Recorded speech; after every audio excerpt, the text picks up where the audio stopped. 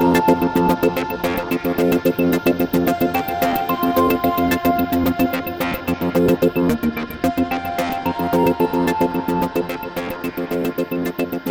to another episode of the GunBlog VarietyCast with your hosts, Sean Sorrentino and Aaron Paulette. Welcome to episode 176, the final episode of GunBlog VarietyCast Radio, a proud member of the Self-Defense Radio Network. How are you doing, Aaron? Well, I'm pretty bummed out, Sean. Not because of Christmas. I got through that pretty well, and I received a lot of cool stuff, and I gave some great presents to my friends, but because this is the last episode of GunBlog VarietyCast Radio. This is not an April Fool's joke. This is, in fact, the final episode of GunBlog VarietyCast Radio. We've gone 176 episodes, and as far as I know, we didn't miss a single week since we started. I do recall at one point me goading you into saying, what, you're not going to put one out this week? What are you, a P word? But, yeah, we have had some creative solutions. One time we did put out an episode that was just a story from Law Dog. And a couple of times we did the NRA wrap-up show rather than, say, like a standard episode. And one, the greatest, Weirdy and Pony show after NRA annual meeting in 2016. That was pretty funny. I remember getting your and Weird's segment, and I said, you know what? This is the whole show. I mean, like, there's no room for Adam and I. So Adam gets on, and I'm like, Adam, let's just do an intro and an outro and be done. He's like, I'm game, because I'm tired. He's always tired. Our first episode was August 23rd, 2014. So we've gone 3 years and 3 months. And I think that's a pretty good run. It is a pretty good run. I feel bad that I actually didn't make as many episodes as Adam did. It's a very weird benchmark, and I'm being stupidly competitive, but there it is. 176, and he lasted until episode, 97? That's pretty close, Aaron. So like I said last week, I'm taking up gliding as a hobby. I'm going to learn how to fly a sailplane, and I'm going to finally get my private pilot's license, even if it is a private pilot glider rather than a private pilot single-engine land. I started on that license when I was 14 years old, so maybe it's time, 34 years later, to finally finish it up. I'll still be shooting competitively, mostly at the H2O Fowl Farms IDPA on the second Saturdays of each month. Other than not doing the podcast anymore, nothing is changing for me. I'm still editing the Blue Collar Prepping blog 5 days a week. I'm still writing for my nerd blog Lurking Rhythmically. And I'm still working on turning Operation Blazing Sword into a nationally recognized name. So you can find me in all of my other regular haunts, because unlike Sean, who stopped blogging so he could start podcasting and is now quitting podcasting because he's burned out, I'm not going to stop making things. By the way, I do have a large podcast-shaped hole in my schedule now, so if anyone is looking for a co-host or contributor, send me an email at aaron.palette@gmail.com. And that would be Palette, P-A-L-E-T-T-E, right? Yes, it's palette, not palette. Now, I will not be starting a new podcast, not on gliding, not on guns, not on anything. Though I still am available for the occasional, and I stress occasional, guest appearance if anybody's interested. But I'm not going to be a regular contributor to anything. Not if I want my wife to not stab me. Well, Aaron, for one last time, do you think you could thank our sponsors? Thanks to Lucky Gunner and Remington for their support of GunBlog VarietyCast Radio. From Golden Saber to range rounds, get a full lineup of quality Remington ammo that ships fast at luckygunner.com. All right, so let's get on with the rest of the last show. Beth Alcazar first appeared on the podcast as a special guest in episode 73. Sean heard her guest appearance on another podcast and thought she would make a fantastic guest on ours. We were so impressed with her professionalism and good sense that we asked her to join the podcast as a regular contributor for episode 81, and she's been with us ever since.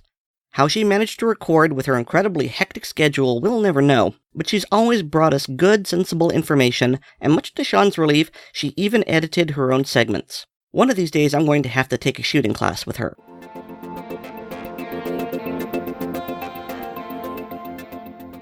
I saw a quote the other day that said, "At the end of the day, your feet should be dirty, your hair should be messy, and your eyes sparkling." And I think that really hits home, especially for this very last segment that I get to share with you guys. I tend to be a little bit obsessive compulsive about things. I know I've always had this issue, so perfectionism kind of comes into play, and the need for being in control and keeping everything neat and tidy also comes into play. But honestly, when it all comes down to it, I think there is so much life and so much truth in this crazy little quote that life doesn't have to be perfect to be meaningful, to be wonderful, to be enlightening, to be fun. And honestly, if you have really done something that makes a difference, if you have really done something that's worthwhile, if you have done something that you will cherish and remember, then you're probably not ending up at the end of that day with everything in perfect order. You probably are a bit dirty, and it might be more than just your feet, maybe your hands, maybe your clothes. Your hair probably is messy from all the fun and all the craziness and all the reality, but most importantly, your eyes should be sparkling because they tell a story. They tell the story of what you've experienced. They tell the story that it was all worth it. And that's how I feel right now, looking back. All this fun that I've had with the GunBlog VarietyCast, the people that I've met, the friendships that I've built, the networking that I've done. Sometimes it got a little bit messy and dirty. Sometimes it was a lot of work and frustration. Sometimes it was hard to fit into the schedule with, well, all the other things that go on. Life interrupts sometimes. But I have to admit that at the end of this grand adventure with all of you and all of my co-hosts and friends, I think my feet did get a little bit dirty. My hair is definitely messy. But most importantly, my eyes are certainly sparkling. Thank you all for the opportunity to share, to rant, to rave, to just be real for a while, and hopefully maybe to give a little bit of wisdom and guidance and inspiration, because I know I've learned that from everyone else, and I look forward to that each and every day. Farewell to everyone, and sincere thanks for listening and for all the downloads. Please make sure to follow me on Facebook at Pacifiers and Peacemakers with Beth Alcazar, and check out all the great training videos, articles, and blog posts available through uscca.com and on the USCCA's YouTube channel. As well, don't forget my new book, Women's Handgun and Self-Defense Fundamentals, available now. I hope wherever you go and whatever you do, you constantly remember to stay safe and be well armed.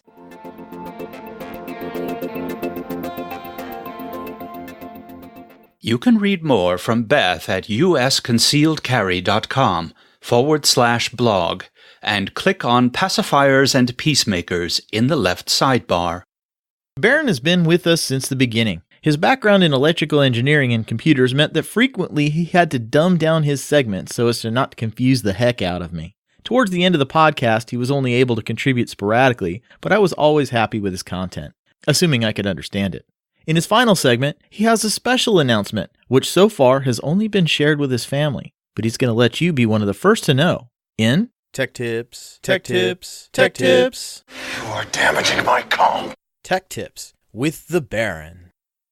Hey everyone, I'm here with my family today, and well, I'd like to say thanks for listening for so long, and sorry I didn't do nearly as much lately, but frankly I've been busy with the family, busy with the kiddo. You want to say hi, Harry? Say hi, bud. Nope, he's going to hit the microphone. And my wife's here, and well, life has just gotten exceptionally busy, and it's about to get even busier, because the wife is expecting, well, you want to tell him? July 17th is looking like the big day. So, yep, in July we will have a second kiddo, and Harry will have a little brother or little sister. Thanks for listening, and we appreciate all the support that we've gotten from the fans. I will still be blogging at my blog from time to time, the-minuteman.org. And you can follow me on Facebook as well as YouTube. I don't do nearly as much on YouTube, and you can also find me on Twitter at the Minuteman. Sorry. I thought about doing that for a while. It's actually at Baron Barnett. Feel free to ask me any questions if you have any, and well, hopefully I will be around in some other great adventure at some point. Thanks for listening, and see you guys around.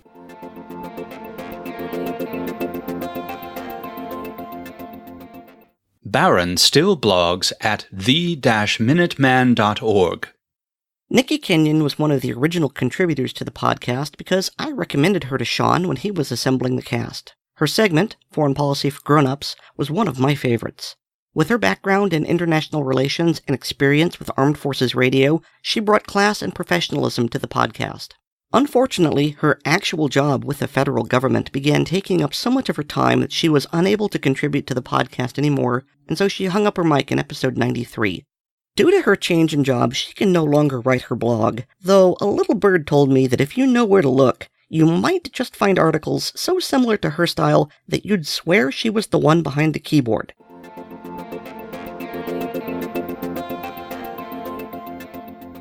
Hi, this is Nicki Kenyon. It's been a great run, hasn't it? I got pretty busy over the past year. 2 jobs, new house, a kid who decided to join the Army Reserves while he's in school studying finance, another kid who continues to excel in the Marine Corps, elderly dog, crazy cat. Anyway, so I decided to stop blogging. There was just no time for it, so I shut down the Liberty Zone. I did, however, compile a number of blog entries into a huge file, and I may publish them as an ebook someday.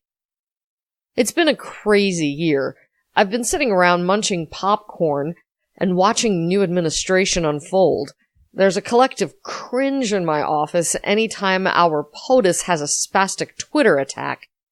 I'm loving the fact that we are kicking ISIS in their collective gonads, and that we have a strong ambassador to the United Nations who finally is giving those tin pot dictators the finger.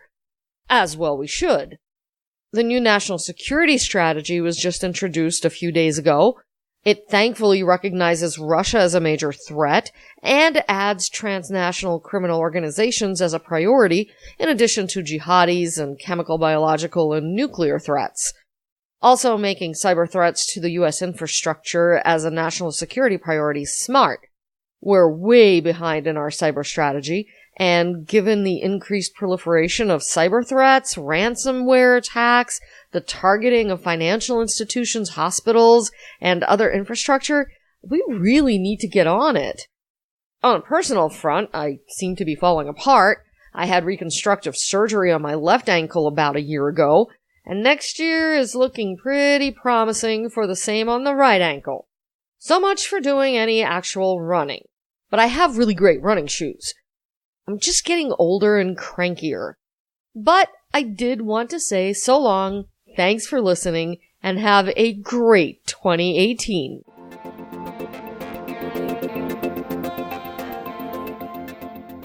This is Rob Morse of the Self-Defense Gun Stories podcast. I'm reminding you that this podcast is one of the many good ones on the Self-Defense Radio Network. Check out the other podcasts at selfdefenseradio.net.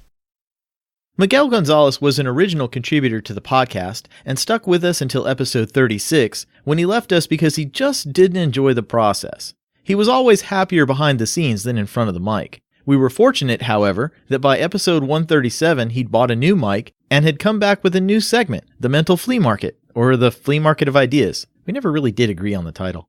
The new mic made him easier to understand, and the new solo recording format made the process easier and a lot more fun for him. I was glad that he came back, and I really appreciate the fans that teased him and bullied him into giving it another shot.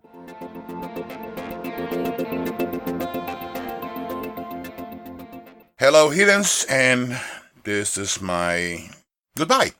Yes, kind of sad and sucks, but everything has an expiration date, such is life.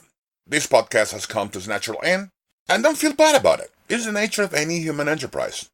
A great amount of good information emanated from this here podcast. I do hope you found it useful and made you better prepared. All the contributors put time and experience in oral form for you to absorb and maybe help you along the way. I do hope even my meager contribution may have helped or will do so.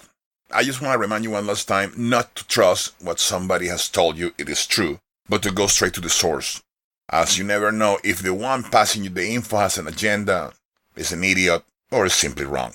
But I repeat myself. And while we are all emotional animals, don't let the initial emotion drive you. Be smart, be an and suspect everything and everybody until otherwise proven the opposite.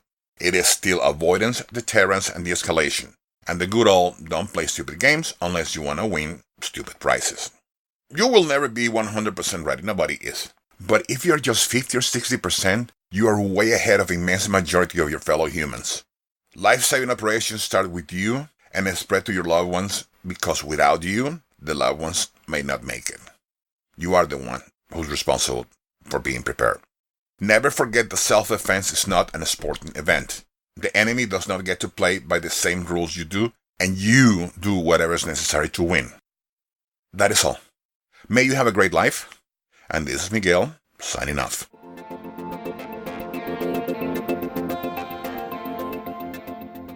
Get more Miguel daily at gunfreezone.net. When we learned that we were going to lose Nicki Kenyon as a contributor, Sean started to panic. What would we do? Where were we going to find another person? He ended up emailing Gail Pepin of the Pro Arms podcast and asked her if she had any recommendations for women who could fill those shoes, and she recommended Tiffany Johnson. All it took was one phone call with Tiffany, and we knew that she was the one who we wanted. She, and her mom, who we first met back in episode 111, soon became a listener favorite. Tiffany figured there would be no better way to close out the year than to bring her mom back to help her wish the listeners a prosperous new year. You never really understand a person until you consider things from his point of view. Till you climb inside of his skin, walk around in it. Hi, everybody. This is Tiffany. I hope you're having a wonderful week. And I am here with a very special guest, someone you have met before, someone I've known for a very long time, and her name is Cookie. Hi, everybody. But I call her Mo, which is short for mother, because she's my mom. How are you today, Mo? I'm doing fine. As fine as I can. Why do you have the giggles? Because...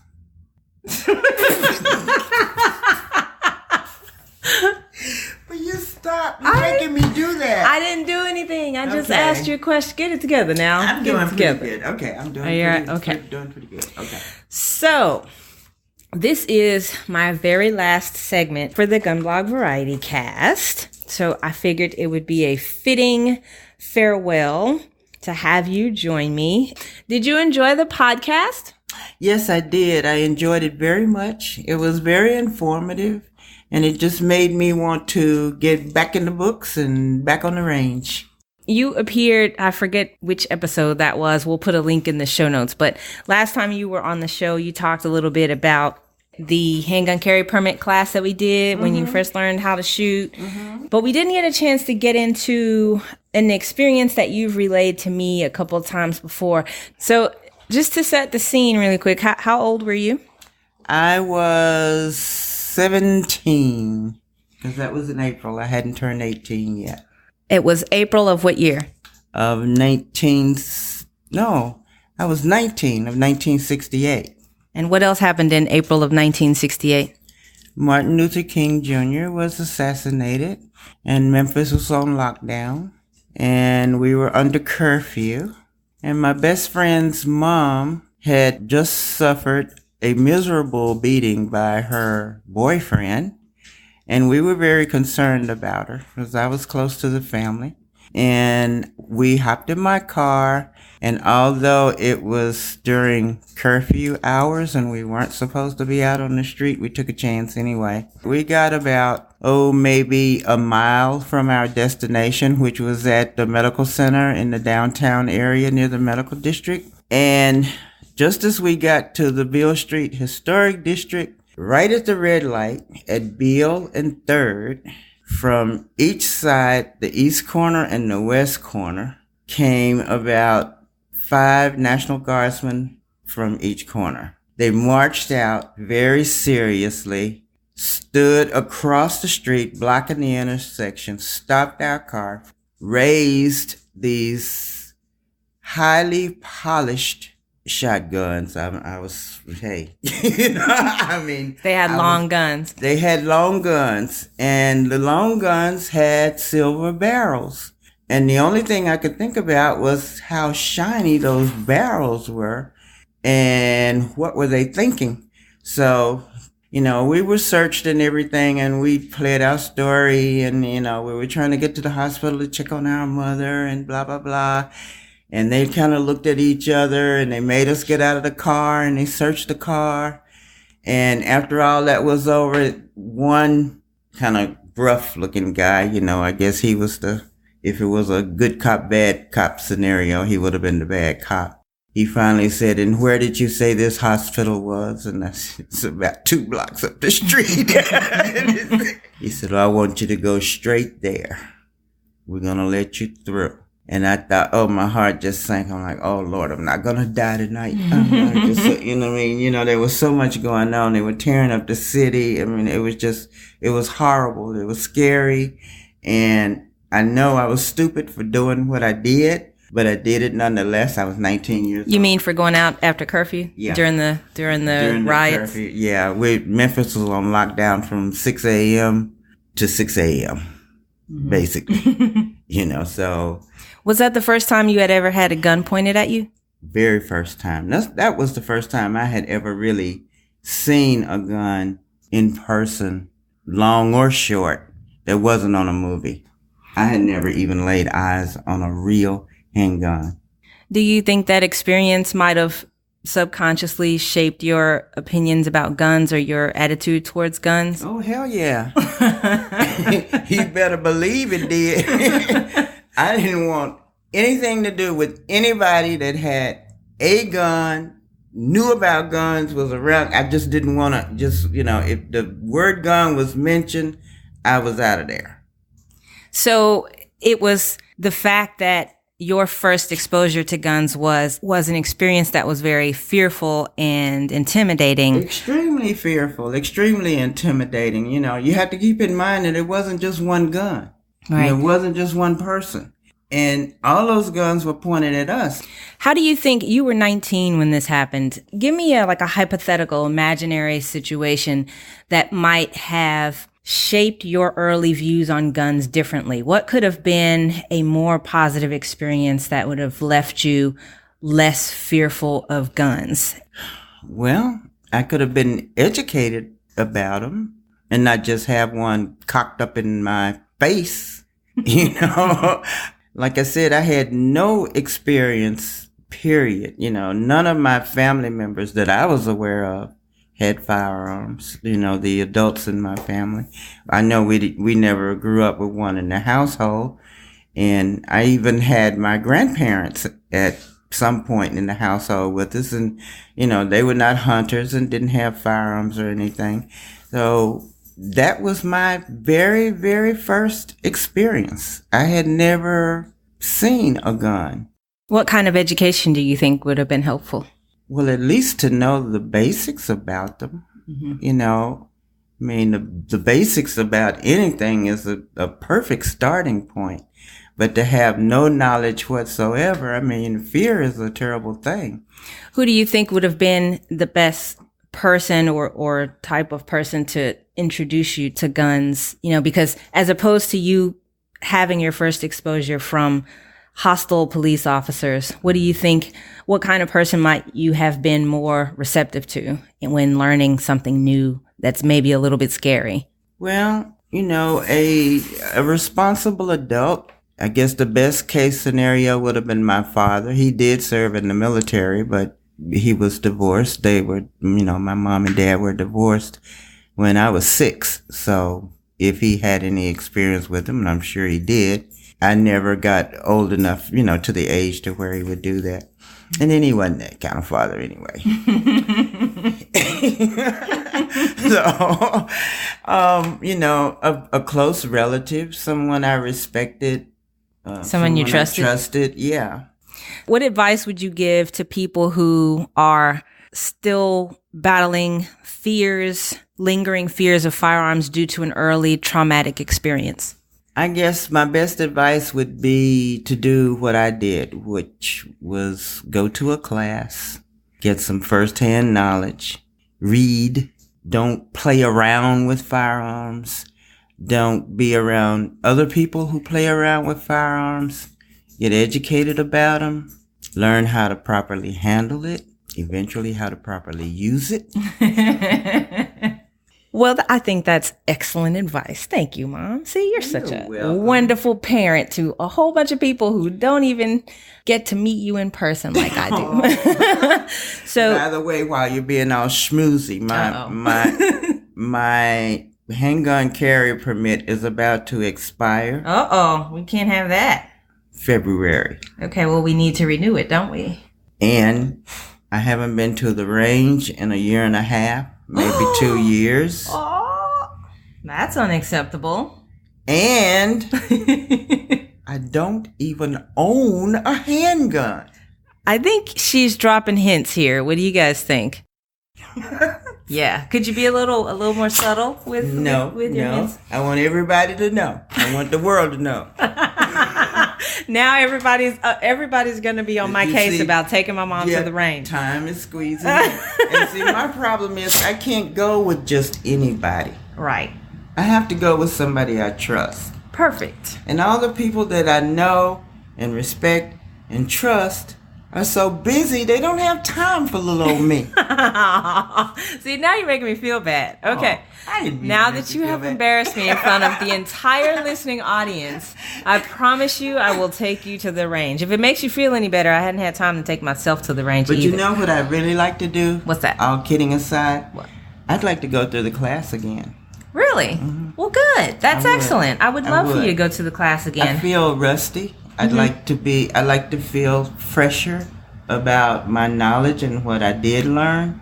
We will make that happen. Okay. Let's do that. Let's do that immediately. I'll work on setting that up. Yippee!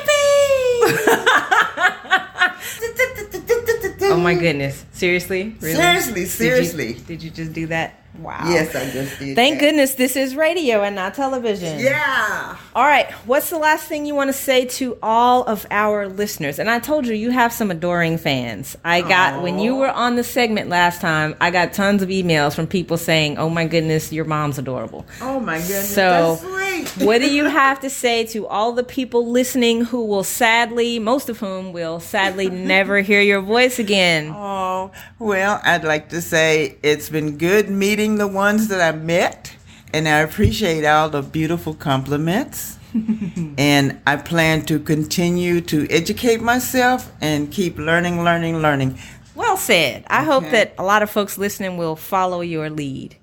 So, I have been sadly, woefully neglecting my blog, as some of you may have noticed, but I haven't abandoned it. I will get back to blogging. Like my mom said, I've been really, really busy this semester in particular in the last couple of months, but I am rearranging my schedule. I'm trying to carve out some more free time, and I will get back to the blog. And I've also got a few new projects that I'm hoping to be able to announce really soon, so stay tuned for exciting updates. If anybody needs to reach me, I am at frontsightpress.com. It's been real, y'all. Thanks for listening. And on that note, I will bid everyone a fond and final farewell. And as always, you guys stay safe and keep it centered and even. Bye-bye.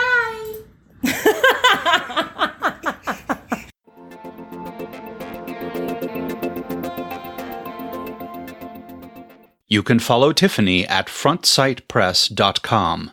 Adam was our original co-host, a family man with 2 children and a wonderful wife who all live in the Nashville area. Adam has hosted me at his house twice, once for NRA annual meeting in 2015, and more recently back in August for the Eclipse. Hopefully you got a sense of what a cool guy he was from his time as a co-host. It's a sad loss to blogging and podcasting that he's not still active, but family must come first. He left us in episode 97 to spend what little free time he had with his 2 young sons and his wife. Here he is one final time to say goodbye.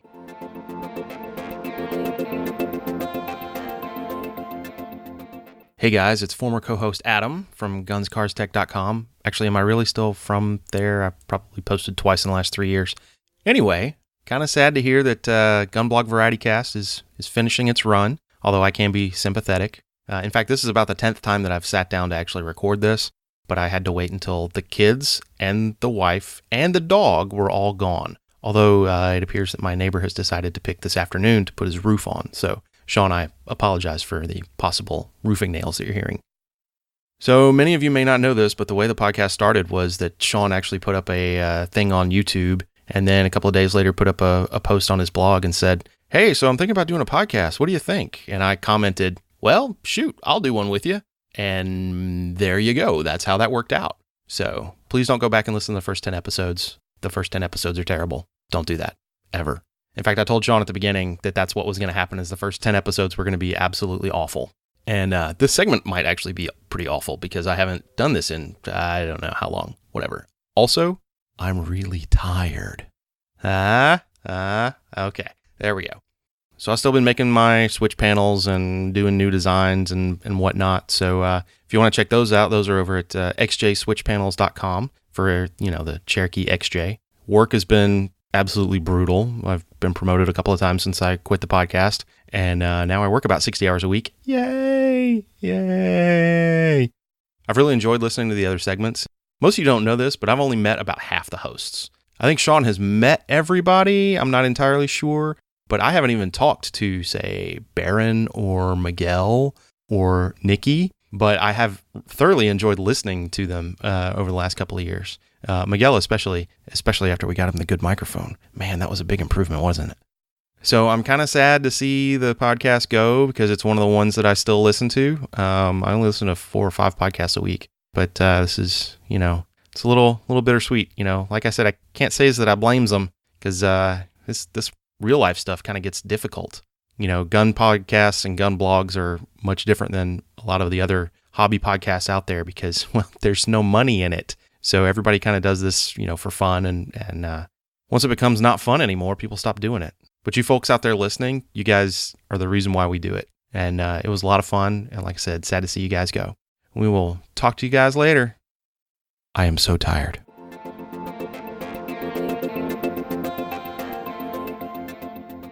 You can find Adam's blog, though probably not Adam, at gunscarstech.com. And you can find 3D printed switch panels for your Jeep XJ at xjswitchpanels.com. He's tired. Yep, we agreed that the first 10 episodes of every podcast suck.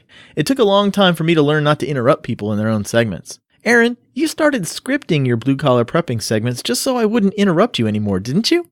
I did. Partly so that I wouldn't lose my train of thought when you interrupted, and partly because I could give you cues for where and when to interrupt. And you liked the format so much you had other contributors use it.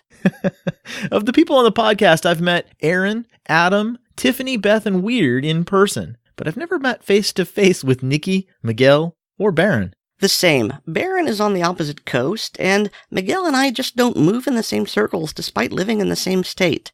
I had an opportunity to meet Nicki when I was up in Maryland last spring, but she had some lame excuse like a prior commitment or being sick. So we never met up. Yeah, wasn't she barfing up a lung at the time? Well, I think so, but you can barf up a lung any day. How many chances do you get to meet me? I know, seriously. Barf up the lung, move on. Exactly. Walk it off. Well, she was in the Army. A little Motrin and a glass of water, she's fine. Yeah, exactly. If you're not laughing, you weren't in the military. At least not the Army or the Marine Corps. Over the course of the podcast, we've had a couple of sponsors. We've already mentioned Lucky Gunner in Remington, but our first regular sponsor was attorney Andrew Branca of Law of Self-Defense. Both Aaron and I took his Law of Self-Defense seminars, and I think it was absolutely worth it. What about you, Aaron? Oh, absolutely. If you don't take any other classes, take Law of Self-Defense, and then Mag 20 Classroom, the Armed Citizens Rules of Engagement. Those 2 should get you through just about anything you need, and the rest is just fun and icing. I totally agree. I learned so much about the law in those 2 classes. It's amazing that I made it through life without them. So take those classes. Here's a pro tip. If you want to take a class from Andrew, and we highly recommend that you do, you can still get the discount on the class if you use the discount code VARIETY at checkout. Go to lawofselfdefense.com for a list of classes near you. We can't forget to say a special thanks to Firearms Policy Coalition, who have supported us financially as well.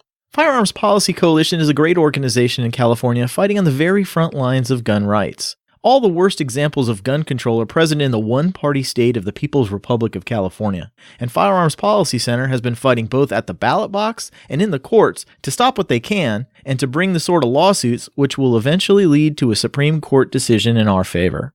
You can join Firearms Policy Coalition at firearmspolicy.org.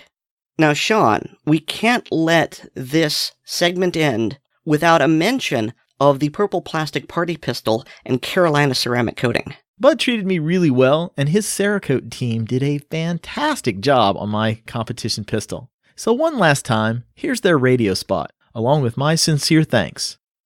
Cerakote is a polymer ceramic composite coating that can be applied to metals, plastics, polymers, and wood. It's also what will take your plain Jane firearm from basic to full custom.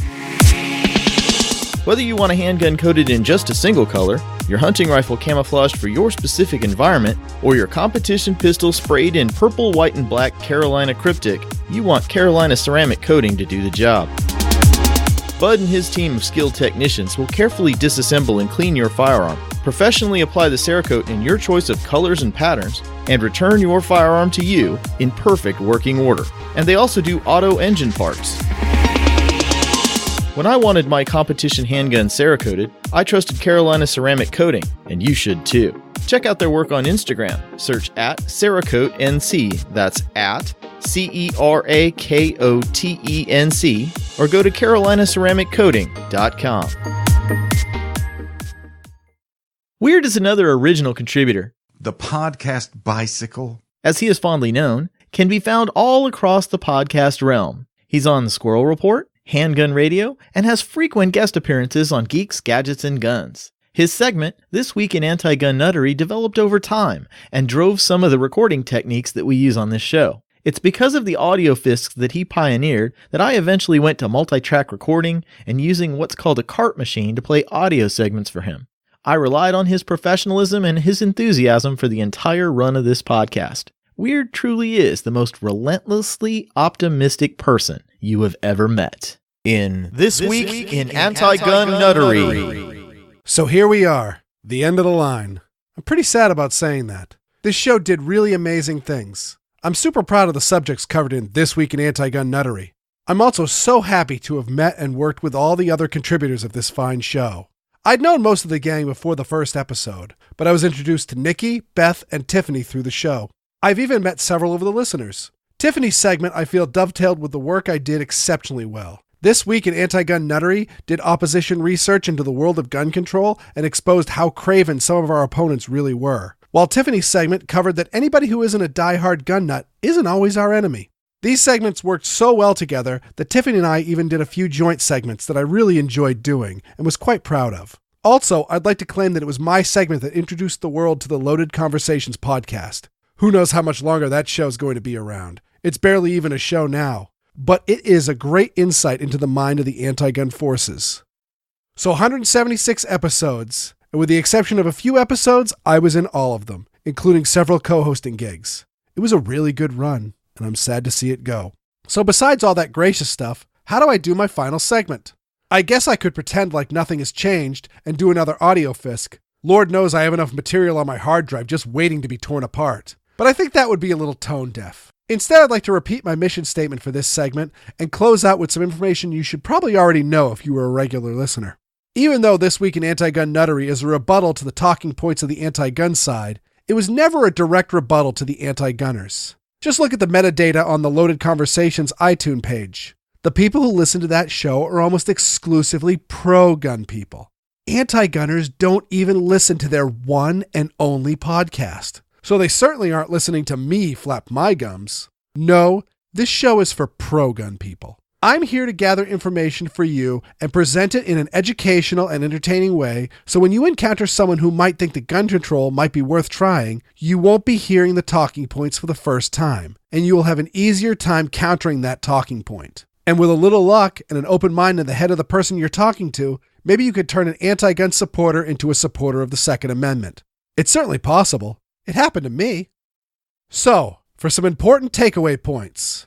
Big number one, background check laws are not popular. They may say anything from 70 to 99% of Americans support universal background check laws, but when it comes to anti-gun sponsored bills, they can only get passed by a narrow margin in some of the most anti-gun states. And in all other states where it has been tried, it's been shut down. This is the real reason why background checks failed on the national level and anti-gunners haven't attempted any further national legislation. Also, when you note that the anti-gun groups are pretty dishonest with their numbers and can't even get a serious turnout at a rally, I don't think you ever want to trust anti-gun numbers when it comes to popularity. Also, speaking of background checks, they aren't all that they're cracked up to be. A huge number of their denials are false positives, and when criminals do end up filling out a 4473 in a gun shop and are denied the sale, law enforcement almost never follows up with the case. Here's another big one. When you hear an anti-gunner, specifically a politician or a member of the corporate anti-gun lobby, say, "Nobody is coming for your guns," they are lying. Anti-gunners are always talking about confiscation. They just aren't always keeping that agenda out in the open. We know that other countries, in response to one mass shooting, have been able to craft laws that almost eliminate mass shootings. Friends of ours, allies of ours, Great Britain, Australia, countries like ours. The Australian government, as part of trying to clamp down on the availability of automatic weapons, offered a good price for buying hundreds of thousands of guns. So I think that's worth considering. The Supreme Court is wrong on the Second Amendment. Anti-gun groups are always praising Australia and UK gun control laws, but you will never hear them say the Aussies and the Brits went too far when they rounded up all the guns. That's a very telling omission. Speaking of the UK and Australia, all those gun control laws really didn't do them a lick of good. Australia saw an increase in suicide and a slight increase in violent crime after the ban. And no, their mass shootings didn't go down. They virtually didn't happen before the ban, and they're just as rare now. The UK has seen a massive increase in violent crime after their sweeping gun control laws were passed, including crime involving guns. There is some data showing the crime going down, but those data points happened during a scandal with the UK Home Office where criminal statistics were intentionally being underreported by law enforcement. The New York Police Department has also been caught fudging crime data to make New York City appear safer than it really is. Another anti-gun panacea is gun registries. The fact about them is they are never used by law enforcement to solve crime. Baltimore and the nation of Canada have both chosen to disband their registration system because it was a massive drain on their budget and it was not being used to solve crimes. Registries were used extensively by the UK and Australia to make buybacks of legally held firearms compulsory, and gun crime went up because criminals don't register their guns. Arthur Kellerman is the patron saint of gun control because he was the man to pen the study that says guns in the home is 3 to 30 times more likely to harm somebody good than a bad guy. He's never released the data set, so the numbers cited vary from report to report. Of course, that is not what the study actually says, but that's how the anti-gunners interpret it. The study actually says a gun in the home is more likely to kill somebody known to the shooter than kill a stranger. Well, a woman shooting her abusive ex is an example of that. Do you consider that a bad outcome? But in reality, Kellerman cherry-picked some high-crime neighborhoods to conduct his study and made no controls for criminal activities or if the gun was legally held. So, when one drug dealer kills another, or a gangland hit was carried out, this was recorded as a person getting shot by a known associate. Further, Kellerman only looked at cases ending with a dead body. So a defensive gun use where no shots were fired, the vast majority of all defensive gun uses of a firearm, weren't counted. The study also included suicide, with the implication that a gun in the home can somehow cause suicide. Except that the United States is the most heavily armed nation in the world, and our suicide rate is about average. Japan has a virtually disarmed population and has a much higher rate of suicide than us, and the UK has insanely strict gun laws and about the same suicide rate. Lastly, the big one. In the years between Obama first running for president and the election of Donald Trump, Americans have been buying huge numbers of guns. And despite what the antis say, many of them were new shooters, which we can tell by the number of carry permits issued, as well as the number of gun owners identified as living in urban or suburban areas. And in this time of both increased gun purchases and increased overall gun ownership, violent crime went down. Correlation is not causation, but you can't have causation without correlation. So guns definitely don't increase crime, and any claim to the contrary is simply a bad faith argument.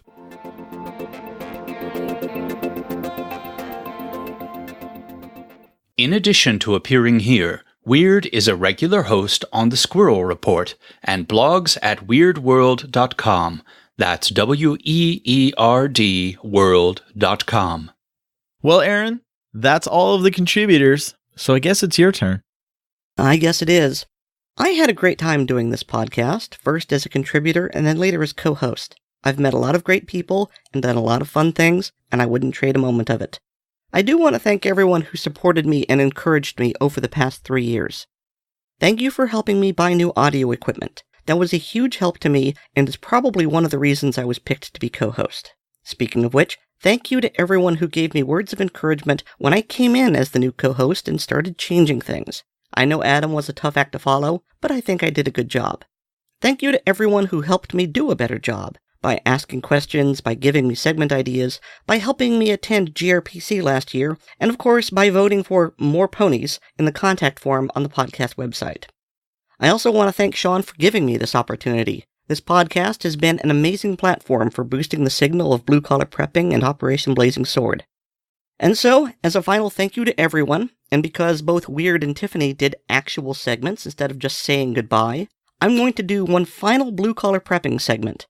Roll that pretty pony promo one last time, Sean.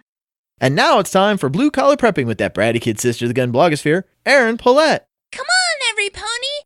It's time for Blue Collar Prepping with Erin Paulette! Back in April, I alluded to a secret prep involving the uses of a strategically folded sheet of toilet paper. I didn't talk about it then because I couldn't find a way to be classy about it, but since this is our last podcast, what's Sean gonna do, fire me? I'm gonna share it with you now. This may not be your most important prep, and it definitely isn't the sexiest, but I guarantee that you're going to get more use out of it than any other prep I've taught you. Do you suffer from what is colloquially known as monkey butt? Do you live or work in a hot environment where sweat trickles down your back and into your crack? Do you frequently suffer from, shall we say, gastrointestinal distress? If so, the next time you're sitting on the toilet and you've finished your cleanup, take a few sheets of fresh toilet paper. How many is an individual matter? You're going to need to experiment. Fold them into a rectangle and place that rectangle as snugly against your rectum as possible. When you stand up, your buttocks will hold the paper in place. If you feel like you've given yourself a wedgie, you've used too much. Now, some of you are probably wondering, Aaron, what in the wide world of Equestria will having a wad of TP up against my anus accomplish? And I'm so glad you asked that question, because I'm going to tell you. If it's hot and sweaty, that paper is going to absorb the sweat and moisture that will accumulate in your butt cleavage. If you've ever had an itch so severe that you've needed to use the bathroom and then wash your hands afterwards, you know why this is important. If you pass a lot of gas, the paper acts as a muffler which suppresses the noise of your flatulence and also helps diffuse the smell of it as well. If you're nervous about making a good impression, such as if you're on a date or at a job interview, the peace of mind that this will give you is priceless. And finally, if you have a testy bowel that doesn't quite behave, or if you can't quite make it to the bathroom in time, this barrier serves as an emergency backup that protects your clothing and prevents a larger mess. I promise you that all of these examples are true. This technique has saved my butt more times than any other prep. Thank you for listening to my advice for the past 3 years. Remember, it doesn't cost a fortune to be prepared. Aaron? Yes? You're fired. Oh, darn. Well, I guess it's now my turn to say goodbye. This podcast was incredibly demanding. Filling about an hour of content every single week for over 3 years was basically a 20-hour-a-week, mostly unpaid job. I learned to edit and process audio. That really is the vast majority of this job. I learned to harass and cajole and nag contributors for their segments every week. Honestly, think that's the thing they're going to look forward to most, is me not nagging them every week. I got to go to the NRA annual meeting twice, and Gun Rights Policy Conference once. I've made friends, acquaintances, and professional contacts with a wide variety of really cool people. And most importantly, I learned a lot from all the contributors over the years. While it would have been a whole lot easier to have a 2-person conversational podcast, The pain and annoyance of editing audio and trying to shove 90 minutes of content into a 60-minute podcast was all worth it because I got to listen to smart people saying smart things, making me just a little bit smarter every week. I can't thank my contributors and both of my co-hosts enough. They made this show much more than a vanity project from some random opinionated guy. They made all the hard work worthwhile. Most of all, I'd like to thank you, the listeners, for downloading, listening, and subscribing, for your feedback, for your kind donations of money and equipment, for giving me a platform alongside the incredible people who made up this podcast. Thank you. Well, that's our show for this week, and for this year, and for 3 years and 3 months. Remember that GunBlog VarietyCast Radio was a proud member of the Self-Defense Radio Network. Find the show notes for not just this episode, but all episodes at gunblog.libsyn.com. Thank you for listening to this episode of the GunBlog VarietyCast. Music courtesy of Rob Allen at blog.roballen.com. You can subscribe to this podcast on iTunes, Stitcher Radio, and Google Play Music. This podcast is made possible by the Firearms Policy Coalition and by contributions from listeners like you.